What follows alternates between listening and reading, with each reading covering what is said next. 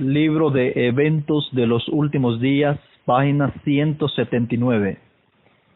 Pregunté cuál era el significado del zarandeo que yo había visto, y se me mostró que lo motivaría el directo testimonio que exige el consejo del testigo fiel a la iglesia de Laodicea. Nótese esto con cuidado. Dice la inspiración que la hermana White en cierto momento se le presentó un zarandeo sin precedente dentro de la iglesia adventista del séptimo día. Esta escena de zarandeo la dejó a ella turbada de espíritu, la cual la llevó a preguntarle a su ángel acompañante que le mostrara el significado o el origen de este zarandeo, o cómo iba a ser motivado este zarandeo dentro del pueblo de Dios. Y el ángel le mostró y le reveló que este zarandeo ha de levantarse en la iglesia de Dios por el mensaje que trae el testigo fiel a la iglesia de Laodicea. Es decir, el mensaje del testigo fiel es el que hace que este zarandeo o que la iglesia entera en sí sea zarandeada. Dice la siguiente parte de la cita, Evento de los Últimos Días, 179. ¿Tendrá este consejo efecto en el corazón de quien lo reciba? Nótese lo que dice la inspiración. El mensaje del testigo fiel solamente tendrá efecto en el corazón de quien lo reciba, y le inducirá a ensalzar la norma y expresar claramente la verdad. Pero dice la siguiente parte de la cita: algunos no soportarán este testimonio directo, sino que se levantarán contra él, y esto es lo que causará un zarandeo en el pueblo de Dios.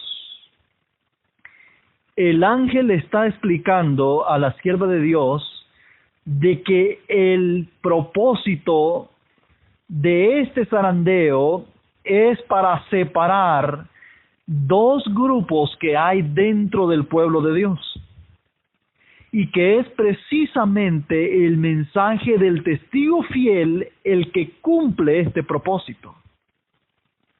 Ella, en su propósito y en su deseo de saber el por qué este zarandeo estaba ocurriendo en el pueblo de Dios, dicho sea de paso, la palabra zarandeo o el término zarandeo implica separar tanto la semilla buena de la mala. Es decir, el zarandeo divide el pueblo de Dios en dos bandos, según esta cita. El zarandeo hace que los sinceros del corazón, es decir, los que reciban el mensaje del testigo fiel, van a ser inducidos a ensalzar la norma y a expresar claramente la verdad. Expresamente la cita está diciendo que quien reciba este mensaje del testigo fiel va a hacer de que este mensaje haga un cambio en su vida, y aquella verdad que ha estado pisoteada durante tiempo, aquella norma que ha sido tirada por los suelos durante tiempo, va a ser restaurada y levantada en alto. Sin embargo, la cita también dice que algunos no soportarán este testimonio directo. Nótese que la cita dice que algunos no lo soportarán, sino que se levantarán contra él. Y esto es lo que causará un zarandeo en el pueblo de Dios. Es decir, que hay un grupo de creyentes adventistas del séptimo día que se han de levantar contra el mensaje del testigo fiel y verdadero que trae a la iglesia de Laodicea. Ahora, para saber o para entender cuánto son los que se han de levantar y cuántos son los que se han de poner de parte de la verdad, no vamos a ir muy lejos. La página anterior, es decir, la página 176 de Eventos de los Últimos Días, la sierva del Señor mira dentro de la iglesia el porcentaje de los que han de ser salvados o de los que están sinceramente buscando la salvación. Dice lo siguiente: es una solemne declaración la que hago a la iglesia, de que ni uno de cada 20 de aquellos cuyos nombres están registrados en los libros de la iglesia se haya preparado para terminar su historia terrenal, y que estarían tan ciertamente sin Dios y sin esperanza en el mundo como el pecador común. La sierva del Señor está viendo que ni uno de cada 20 dentro de los que están escritos en el libro de la iglesia se haya preparado, es decir, dice ella, está tan perdido como el pecador común en el mundo.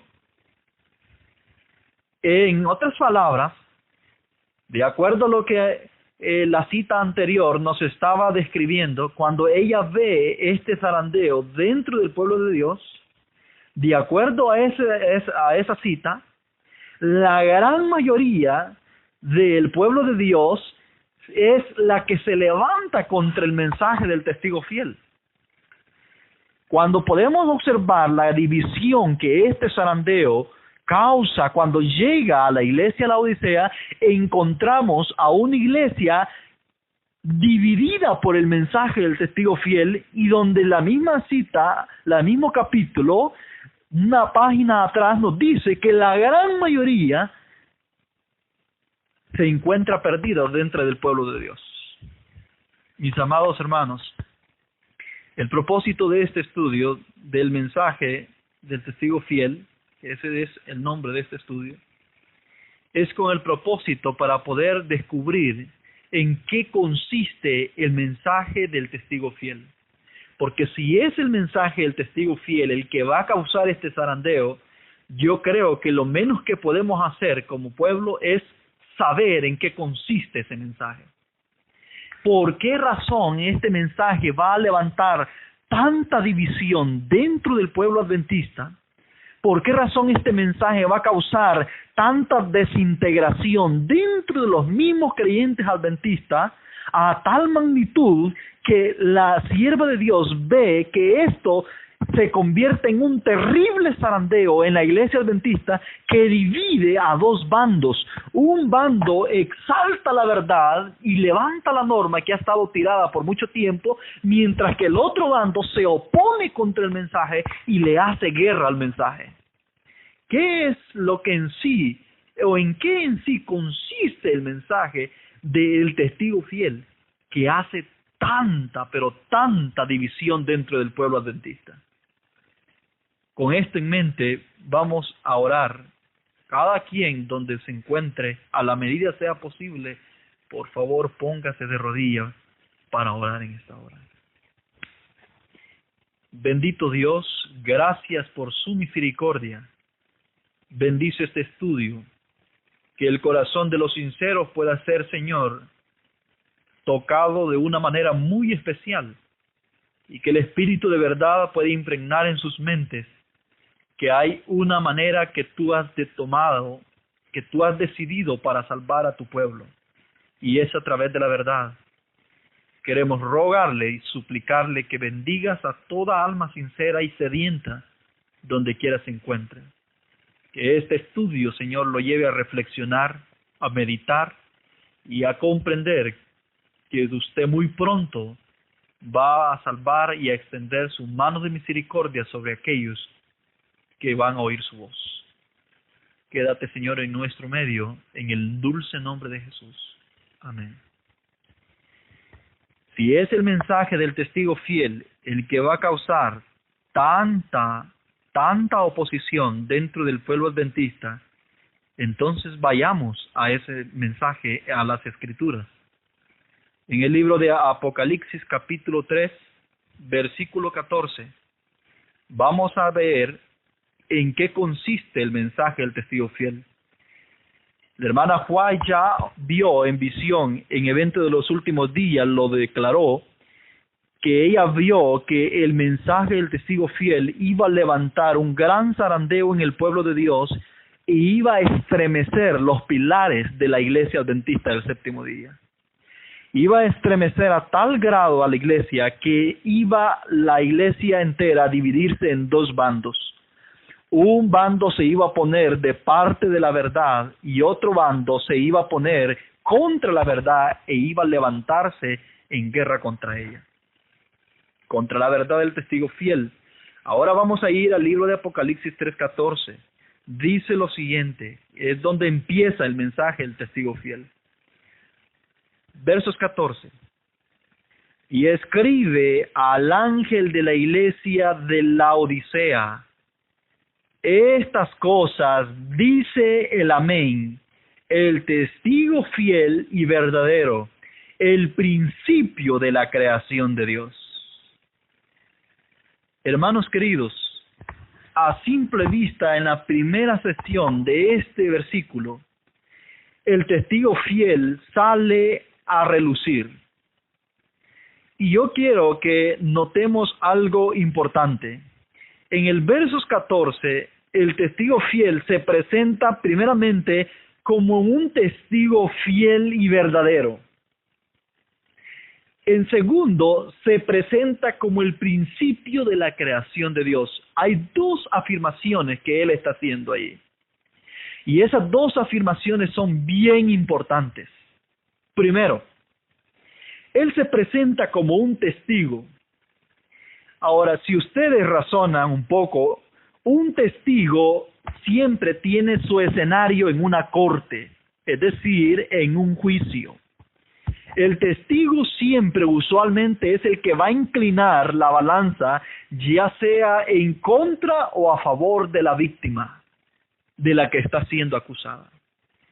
Si él se está presentando como un testigo, es un indicativo que lo que sea que vaya a suceder en el mensaje del testigo fiel es un mensaje de juicio, o es un escenario que envuelve un juicio donde hay alguien que debe o está siendo acusado, y quien lo está acusando o quien está atestiguando en contra de este alguien es el testigo fiel.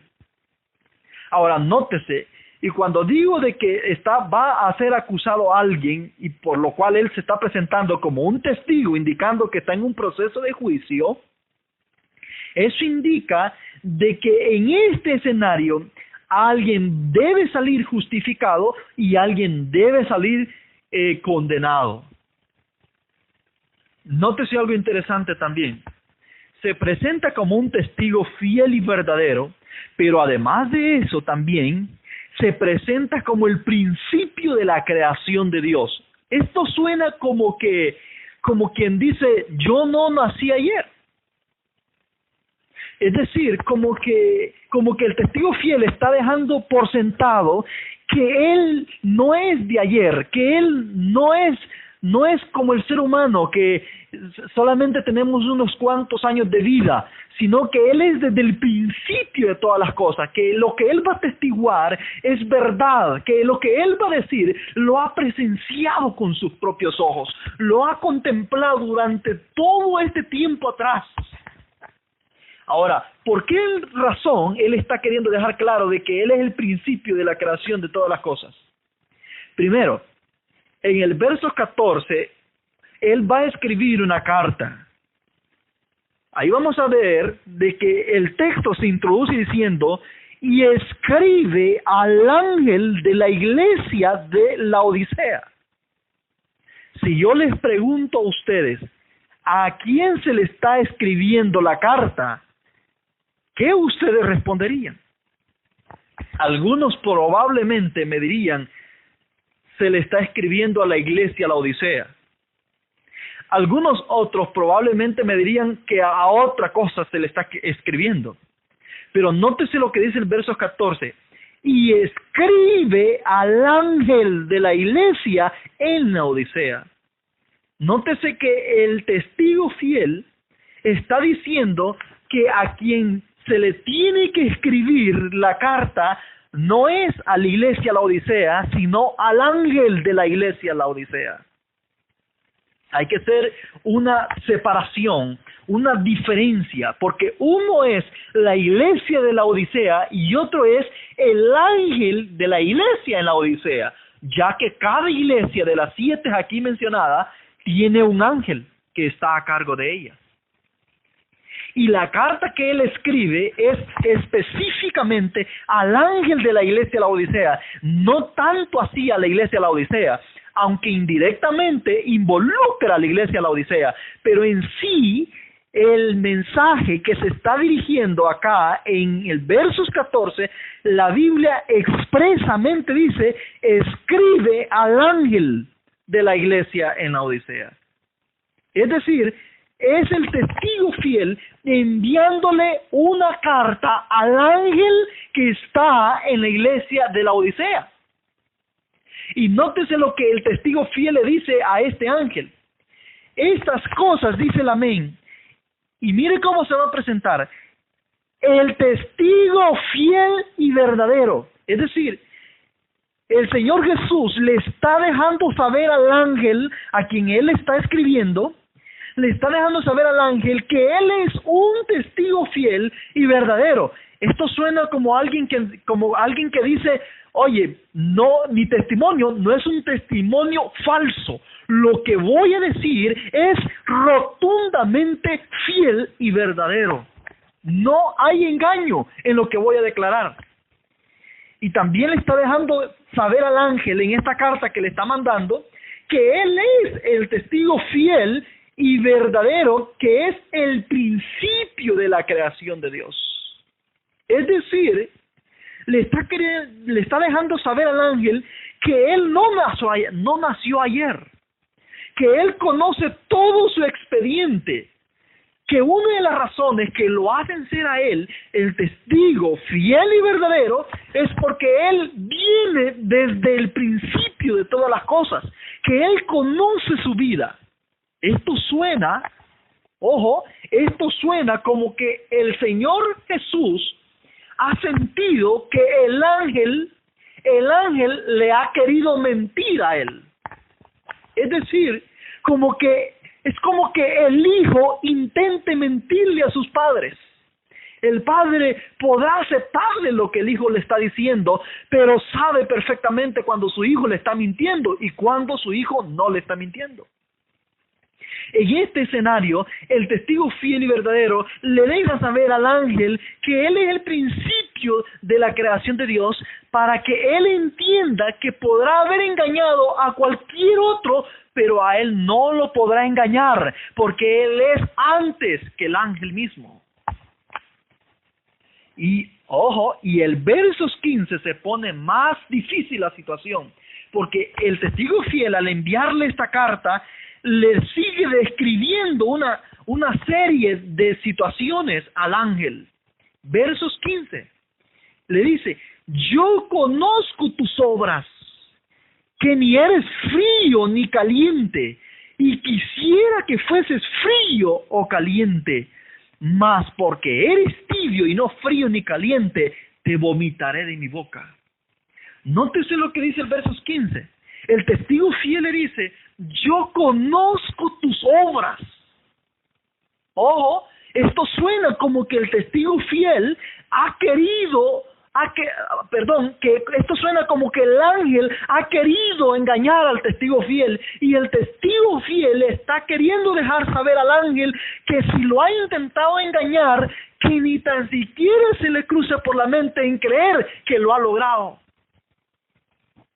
El testigo fiel le está dejando saber al ángel que él no es ignorante de lo que él está haciendo, que él sabe perfectamente la obra que él ha hecho, y él sabe que su obra no es aceptable delante de Dios. Por eso es que él se introduce como un testigo fiel, es decir, como alguien que lo que va a declarar es fiel y verdadero. se introduce también como el principio de la creación de Dios, para dejarle saber al ángel que él conoce la obra que él está haciendo desde antes que él existiera inclusive. Es decir, que el testigo fiel no nació ayer, que conoce la obra que el ángel está haciendo y realizando. Que quizás el ángel ha intentado engañar a otros, el ángel probablemente ha intentado manipular la mente de otros, o ha intentado aparentar algo que en realidad él no es, pero que el testigo fiel le está dejando saber de que él no es alguien que ha nacido ayer, sino que conoce muy bien sus obras y que sabe exactamente lo que él representa, amados hermanos. Y en el versos 16 dice lo siguiente, versos 17, perdón. Mire cómo se cree el ángel, lo que el ángel piensa o cree que es. Porque el ángel cree, él se cree algo. Y mire lo que dice el versículo 17. El testigo fiel sabe muy bien cuál es la actitud del ángel. Verso 17. Porque tú dices, ¿qué es lo que dice el ángel, hermanos? Miren lo que dice, yo soy rico y estoy enriquecido y no tengo necesidad de nada. Y no conoces que tú eres un desventurado, miserable, pobre, ciego y desnudo. Ojo, es decir, el ángel le ha hecho creer a la gente que él es rico, que él se ha enriquecido. Le ha hecho creer a la gente que él no tiene necesidad de nada. Le ha hecho creer a la gente que él está en una exaltada posición. Y nótese que muy probablemente ha querido engañar al testigo fiel, haciéndole creer al testigo fiel que él es lo que dice que es. Pero el testigo fiel, conociendo bien quién es el ángel, le deja saber en esa carta que le está mandando, ojo, le dice, esto eres tú, un pobre, un desventurado, un miserable, un ciego y desnudo. Y le menciona 5 deficiencias, 5 problemas: desventurado, miserable, pobre, ciego y desnudo. ¿Quién es un desventurado? ¿Sí? Un desventurado es una persona que no es bienaventurada. Es decir, es alguien que está exhausto. Es una persona que no tiene rumbo, que no tiene paradero. Alguien desahuciado, alguien que no tiene esperanza. O a alguien que no tiene ninguna facilidad de salir de la condición deplorable que está. Un miserable es alguien que no tiene ni para comer, es alguien que no tiene ni para poder subsistir por sí mismo, es alguien que si no tiene para subsistir para sí mismo, mucho menos tendrá para dar a otros. ¿Quién es un pobre? Un pobrecito es alguien que no se puede valer por sí mismo. Es alguien que no tiene suficiente recurso para la subsistencia o la supervivencia. Y este ángel no solamente es un desventurado, no solamente es un miserable, no solamente es un pobre, dice la Escritura, que también es un individuo ciego y está desnudo. ¿A qué le suena esta descripción, querido hermano? El testigo fiel está dejando saber al ángel lo que en realidad él es. Y le está dejando saber que él es prácticamente un mendigo. Un mendigo, y no solamente mendigo, porque hay muchos mendigos que no son ciegos, mendigos que andan por ahí y que logran conseguir su alimentación. Pero este ángel es, aparte de ser un mendigo, es decir, pobre, miserable y desventurado, es un ciego. Es decir, está ciego en su totalidad y no puede ver, es decir, depende de otro para poder avanzar o para poder caminar. Y aparte de ello, está desnudo. Ahora, hermanos, si nosotros pudiésemos evaluar un poco la escena, pudiésemos preguntarnos cada uno. Por ejemplo, ¿quién es el testigo fiel? El testigo fiel es Jesús, el Rey de Reyes. Así lo describe las Escrituras. Y si nos preguntamos, ¿quién es el ángel? Por las descripciones que me está dando las Escrituras, es un mendigo. Es decir, es un desventurado, miserable, pobre, ciego y desnudo. Y esas descripciones solamente se le pueden dar a un mendigo. No tiene ni ropa para vestirse. No tiene dinero para comprar comida y comer. Es un miserable, es decir, no tienen dónde vivir. Es decir, no tiene habitación. Es un miserable en todos los sentidos. Es un desventurado. En otras palabras, un desventurado es aquel que anda durmiendo bajo los puentes, a la orilla de las calles o en los basureros. Eso es lo que se describe. Y aparte de ello, es un ciego y está desnudo, no tiene ropa. Si usted puede llevar a la realidad estas descripciones, imagínese a un hombre que sea ciego, que sea desnudo, que sea pobrecito, sea miserable y desventurado. Y usted podrá describir a un mendigo ciego. Usted podrá pensar, ¿cuáles son las razones que tiene el testigo fiel para tomarse el tiempo, notando que el testigo fiel es el Rey de Reyes, el principio de la creación de Dios, es Dios en sí? ¿Cuáles son las razones que Dios tiene para tomarse el tiempo de agarrar su pluma y escribir esta carta a este mendigo ciego? Es como que alguien pudiese pensar o crear la historia, la carta que le envió el rey a un mendigo. Si podemos describir esa historia, podemos ver que es la carta del testigo fiel al ángel de la iglesia en la Odisea. Amados y apreciados hermanos, a estas alturas yo creo que muchos de ustedes estarán preguntando, pero si la carta que el testigo fiel está enviando es para el ángel de la iglesia en la Odisea, entonces, ¿quién es ese ángel? Porque la carta en sí no va para la iglesia de la Odisea, aunque se aplica a ella por una razón que más adelante vamos a observar. O se le aplica a ella también. Pero el ángel va directamente a un destinatario. La carta va directamente a un destinatario y ese destinatario es el ángel que está en la iglesia de la Odisea.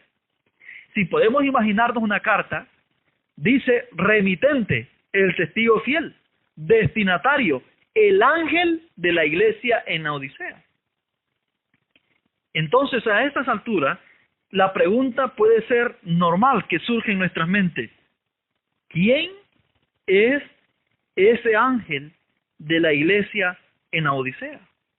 Porque si esa carta va a él, quiere decir que necesitamos saber quién es ese ángel. Y no solamente eso. Evento de los últimos días nos dijo que el mensaje a la iglesia de la Odisea, es decir, el mensaje que se le envía a ese ángel, es el mensaje que está enviando el testigo fiel, es el mensaje que hace que la iglesia entre en un zarandeo terrible a tal grado que el pueblo se divide en dos bandos. Vamos a ir un poco atrás de Apocalipsis, en el capítulo 1, versículo 20. ¿Lo tenemos? Apocalipsis capítulo 1, versículo 20. Dice lo siguiente: el misterio de las 7 estrellas que viste en mi diestra y de los 7 candeleros de oro. Las 7 estrellas son los ángeles de las 7 iglesias, y los 7 candeleros que viste son las 7 iglesias. El texto expresamente nos está diciendo que las 7 estrellas son los 7 ángeles. Quiere decir, son 7 estrellas. Una estrella por cada iglesia. En otras palabras, el ángel de la iglesia de la Odisea es la 7ª estrella de esa que está mencionando Apocalipsis 1:20. si Apocalipsis 1:20 nos dice que las estrellas representan los ángeles, quiere decir que el Señor Jesús, al enviar esta carta, se la envió a una de esas 7 estrellas, más bien dicho, a la 7ª estrella de esas 7 estrellas que menciona Apocalipsis 1:20. Porque estrella, según Apocalipsis 1:20, en cuanto aquí a los ángeles, estrella es igual a ángel. Ahora, nótese algo interesante. Hasta ahí, nosotros seguimos ignorando qué representa el ángel. ¿Quién es el ángel en la iglesia de la Odisea? Porque si usted notó, cada iglesia tiene un ángel. Así es de que no debe de pasar por alto el hecho de pensar cuál es el propósito de que cada iglesia tenga un ángel y cuál es la función de ese ángel en cada una de esas iglesias. Dado de que estamos tratando con un libro de figuras y símbolos, quiere decir que el ángel acá debe representar, en esta escena, debe representar algo. Debe representar algo y debe ser entendido de esa manera figurativa. Dado de que la Biblia no nos explica, no nos especifica directamente por nombre y apellido quién es el ángel, sino solamente nos dice las estrellas son los ángeles y los ángeles son las estrellas, las 7 estrellas. Vamos a ir ahora a preguntarle a la hermana White. La hermana White nos va a decir qué representan las 7 estrellas. ¿De acuerdo? ¿Qué representan las 7 estrellas? Ya la Apocalipsis 1:20 nos dijo que las 7 estrellas representan los 7 ángeles, pero no sabemos qué representan las 7 estrellas. Para saber finalmente qué representan los 7 ángeles, vamos a ver qué representan las 7 estrellas, dado que es lo mismo. En el libro de Obreros Evangélicos, página 13. Obreros Evangélicos, página 13. Dice lo siguiente: los ministros de Dios están simbolizados por las 7 estrellas. Hermanos, enfáticamente y expresamente la sierva de Dios dice que los ministros de Dios están representados por las 7 estrellas. Y Apocalipsis 1:20 dice que las 7 estrellas equivalen a los 7 ángeles. Es decir, ministros de Dios es igual a estrellas, ministros de Dios es igual a ángeles de las 7 iglesias. Es decir, ángeles es igual a estrella, y estrella es igual a ministros. Ministros es igual a estrellas, y estrellas es igual a ángel. En otras palabras, el ángel de la iglesia de la Odisea representan los ministros de Dios de esa iglesia. Ahora, hermanos queridos, en otras palabras, la carta que el testigo fiel le está enviando al ángel es en sí a los ministros de la iglesia en la Odisea. Dado de que Obreros Evangélicos dice que las 7 estrellas representan a los ministros, y Apocalipsis 1:20 dice que las 7 estrellas representan los 7 ángeles. Amados, es a ellos que el mensaje del testigo fiel está llegando. Ahora la pregunta surge: ¿por qué razón o qué razones tiene el testigo fiel para mandarle la carta a este ángel, o a estos ángeles, o a estos ministros que están sobre su pueblo?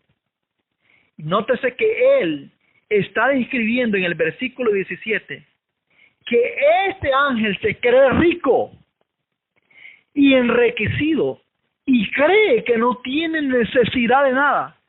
Y el testigo fiel le dice: en realidad, tú no conoces que eres un desventurado, miserable, pobre, ciego y desnudo. Y le da un consejo, verso 18. Yo te aconsejo que de mí compres oro refinado en fuego, para que seas rico, y vestiduras blancas para que te vistas y no se descubra la vergüenza de tu desnudez. y unge tus ojos con colirios para que veas. 3 cosas le recomienda el testigo fiel, amados hermanos. 3 cosas le recomienda. ¿Qué es lo que le recomienda? Primero, le recomienda que compre oro refinado en fuego. Cualesquiera que sea el punto, este ángel no tiene oro refinado en fuego. Podrás tener oro, pero no refinado en fuego, es decir, no oro puro. Y el testigo fiel le aconseja que compres oro refinado en fuego. Ahora bien, ¿qué representa el oro refinado en fuego? Vamos a leer Joya de los Testimonios, volumen 1, página 479. Joya de los Testimonios, volumen 1, página 479. Dice lo siguiente: el oro probado en el fuego que se recomienda aquí es la fe y el amor. ¿Qué dice que es el oro refinado en fuego? La fe y el amor. Es decir, este ángel de la iglesia de la Odisea, que ya vimos quién es, no tiene ni fe y no tiene amor. Ojo, pero aquí hay un problema. Si no tiene fe y no tiene amor, entonces quiere decir que este ángel no está escuchando la palabra del Señor. Y ustedes preguntarán ¿por qué? Bueno, hay un pasaje bíblico que es muy famoso entre nuestros hermanos, ¿sí? Es muy famoso entre nosotros. Y este pasaje bíblico dice expresamente que la fe viene, ¿por qué cosa? A ver, hermanos, la fe viene por el oír. ¿Y por el oír qué cosa? Por el oír la palabra del Señor. Es decir, si este ángel no tiene fe, es porque simplemente no está escuchando la palabra del Señor.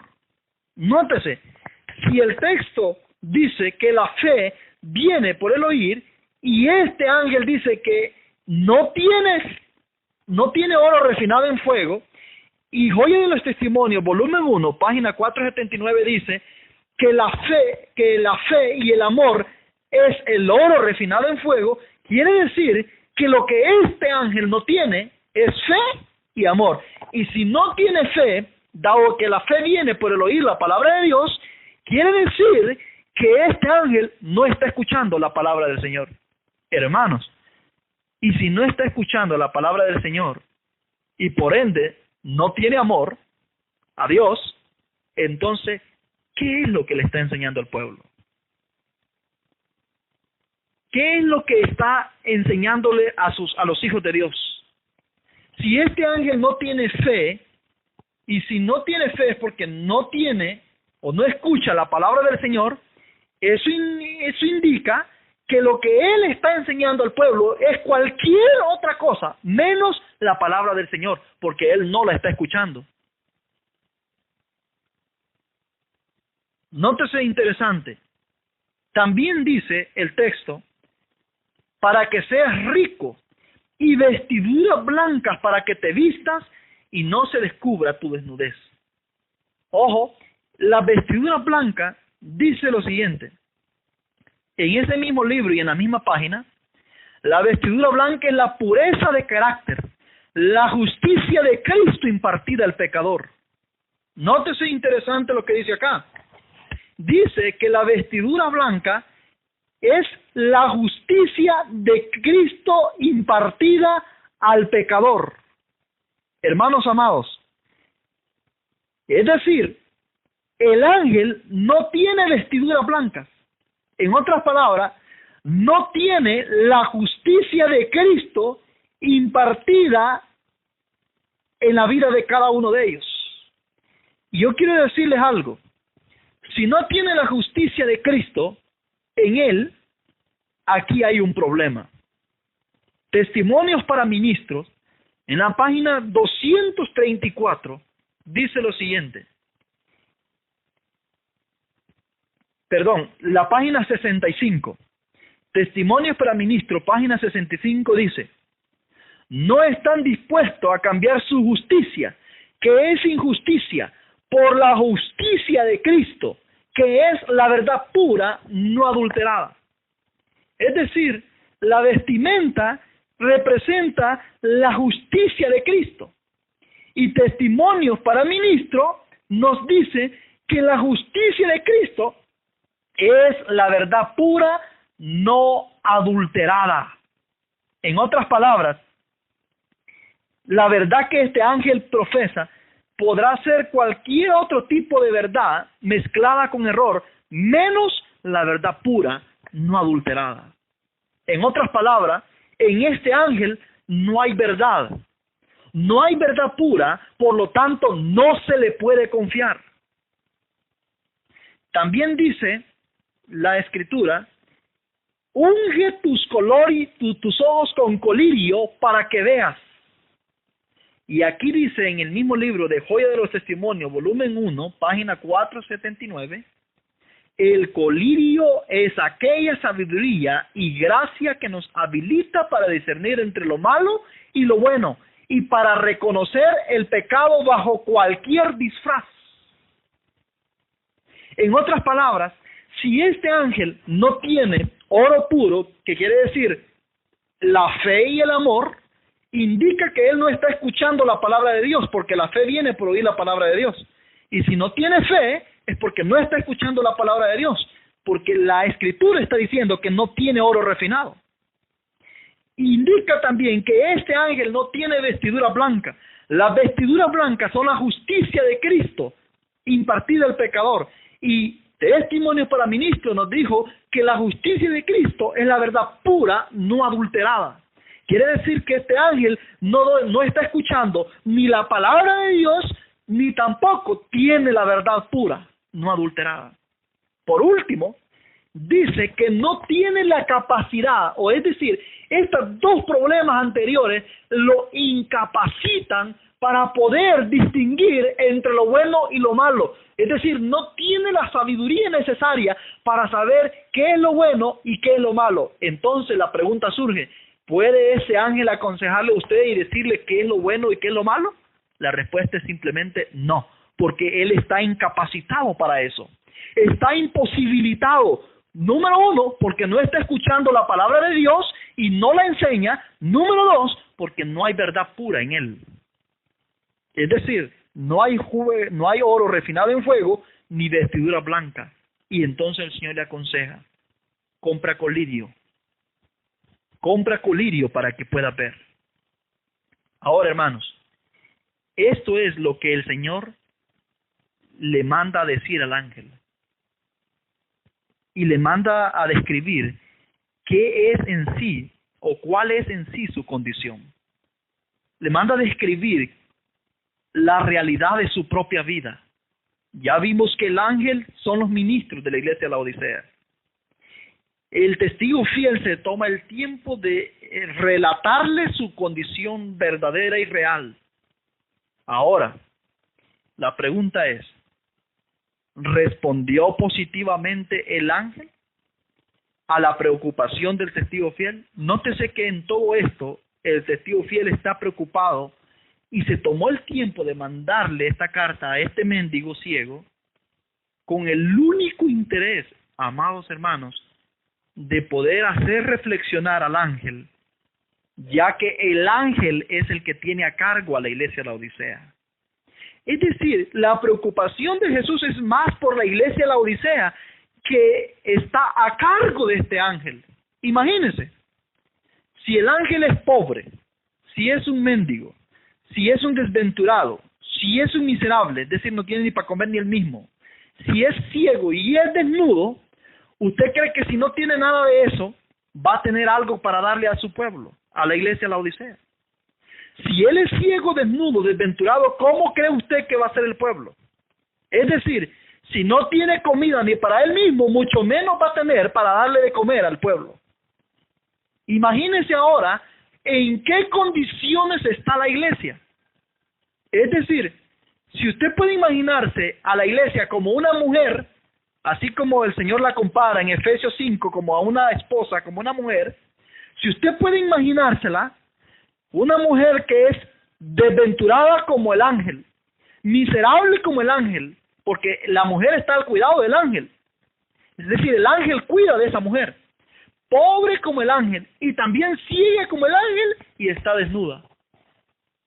Si no tienen nada para poder subsistir, no tienen oro refinado en fuego, no tienen comida porque son mendigos, lo que hace un mendigo es ir a los basureros a ver si hay algo ahí de las sobras que ya están pudriéndose para comer. Y en esas condiciones es que se encuentra el ángel, y en esas condiciones el ángel ha asumido a la iglesia de Laodicea también. Entonces, la preocupación del Señor es sobre una iglesia anémica que está quedando ya como un esqueleto. Es decir, y lo peor de todo, está ciega. Está ciega siguiendo fielmente al ángel, suponiendo que el ángel la está conduciendo por el camino correcto, pero no se ha dado cuenta que el ángel también es ciego. Y un ciego es guiando a otro ciego, llegarán al mismo abismo. Entonces, ¿cuál es la emergencia de Dios? ¿Usted se imagina un ciego guiando un montón de ciegos queriendo cruzar una autopista donde pasan trailers, donde pasan vehículos de todo índole? Hermanos amados, o un ciego caminando por un sendero donde al final se va a topar con un gran abismo. ¿Usted cree que se va a poder librar de esa gran caída que va a tener este pobre ciego con todos los que van detrás de él pensando que él no está ciego? La preocupación del testigo fiel es por una iglesia que va siguiendo a un desventurado, ciego y desnudo, a un individuo que les ha hecho creer a ellos que él no está ciego, y le ha intentado hacer creer al testigo fiel que él es alguien rico y que no tiene necesidad de nada. Y el testigo fiel le manda una carta y le manda el diagnóstico, le dice: no, te has equivocado, en realidad tú eres esto, esto y esto. A mí no me intentes engañar, a los laodicenses has engañado, pero a mí no me puedes engañar, porque yo soy el principio de la creación de Dios. Es decir, vengo desde antes que tú, existí desde antes que tú, y conozco muy bien tu trayectoria, y sé que no eres ni frío y ni caliente. ¿Y sabes qué? Le dice: te voy a vomitar si no cambias tu actitud. Ahora, ¿usted cree que el ángel le respondió al testigo fiel la carta? No, el ángel nunca respondió. Y como Jesús es un Padre amante, es un Padre misericordioso, apreciados hermanos, y en realidad el interés de él es rescatar a su iglesia que está bajo las manos de este ángel que se cree rico pero que en realidad es un mendigo.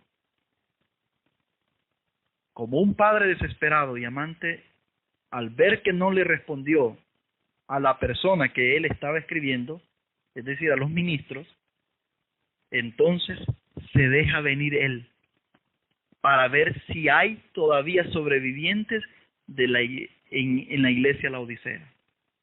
El Señor sabe que la iglesia Laodicea está hambrienta, sabe que necesita comer, sabe que los laodicenses están pereciendo, están anémicos, algunos ya están expirando, algunos están ya siendo velados.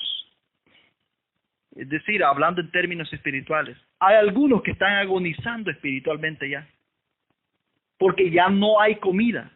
El sistema religioso de los laodicenses se ha convertido en un formalismo, en algo sin sentido, en una serie de programaciones que no tienen vida alguna, que en lugar de exaltar la verdad, están exaltando la tradición, están exaltando los días festivos que el mundo celebra, y están buscando atraer a la gente, mantener a la gente con vida a través de programas sociales, de programas mixteados con tradiciones del mundo, que no tienen valor, no tienen poder y no tienen vida en sí para los laodicenses.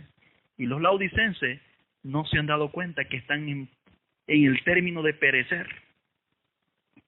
Entonces, ¿qué es lo que hace el testigo fiel? En el versos 20 dice lo siguiente: del capítulo 3, del versículo 20 de Apocalipsis. He aquí yo estoy a las puertas y llamo. Si alguno oye mi voz y abre la puerta, entraré a él, cenaré con él y él conmigo. Nótese, amados queridos, aquí la misericordia de Dios para con su iglesia. El ángel no le respondió, y como un padre amante, él descendió y se ha hecho presente a la iglesia adventista del séptimo día. ¿Presente a través de qué? A través del mensaje del testigo fiel. Es decir, no ha venido con las manos vacías. Él sabe que se va a encontrar con una iglesia agonizando, ya a punto de morir, encerrada, es decir, encerrada en su propia idea de que están bien cuando en realidad están por morir.